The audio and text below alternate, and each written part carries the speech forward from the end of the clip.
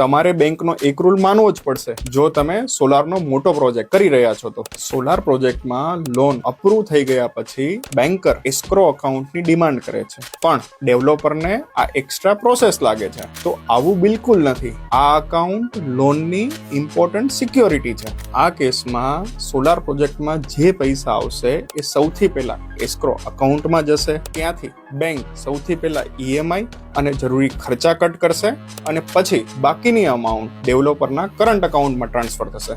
Solar પ્રોજેક્ટમાં physical collateral જેમ કે પેનલ્સ, ઇન્વર્ટર અને સ્ટ્રક્ચરની વેલ્યુ ટાઈમ સાથે ઘટતી જાય છે અને સોલાર પ્રોજેક્ટમાં સોર્સ ઓફ ઇન્કમ મોસ્ટલી એક જ હોય છે કે પીપીએ, એટલે કે એક જ કંપની પાસેથી પેમેન્ટ આવે છે. હવે જો પેમેન્ટ ડાયરેક્ટ ડેવલપરના કરંટ અકાઉન્ટમાં જાય તો બેન્કર પાસે કોઈ કંટ્રોલ રહેતો નથી. એટલે બેંક સેફ સાઇડ રહેવા માટે હંમેશા એસ્ક્રો અકાઉન્ટની ડિમાન્ડ કરે છે. જો તમારે પણ એસ્ક્રો અકાઉન્ટની વધારે માહિતી જાણવી હોય તો મને ફોલો કરીને કમેન્ટ કરો સોલાર.